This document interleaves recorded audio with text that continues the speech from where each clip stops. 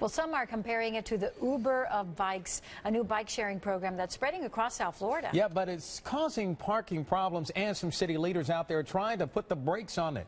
NBC6 investigator Dan Kraut shows us why. They're called LimeBikes, and they are popping up all over the place. But unlike the typical rental bikes we're used to seeing, these have no locks and no docking station. And unfortunately, not everyone's using them the way they're supposed to be used. The color makes them hard to miss. They're smart bikes.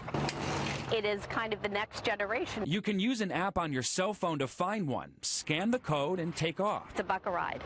Miami Shores has them, North Bay Village, but the Village of Key Biscayne was the first to take off. You get cars off the road and you get people out and about being active. It's a win-win.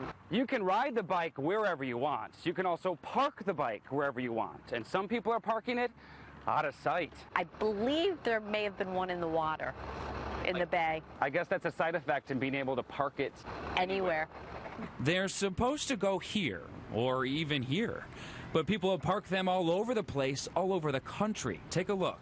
In the water in Seattle, hanging from a bridge, even on a roof in North Carolina. And this one isn't in the water, but it might as well be.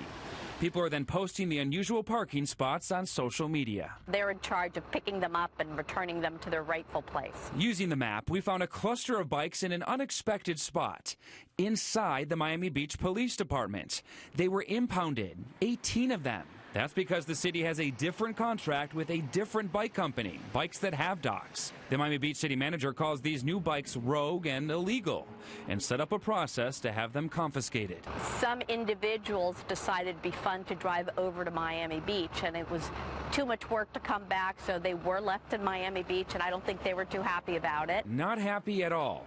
They're not just impounding the bikes, they're writing the California-based company citations.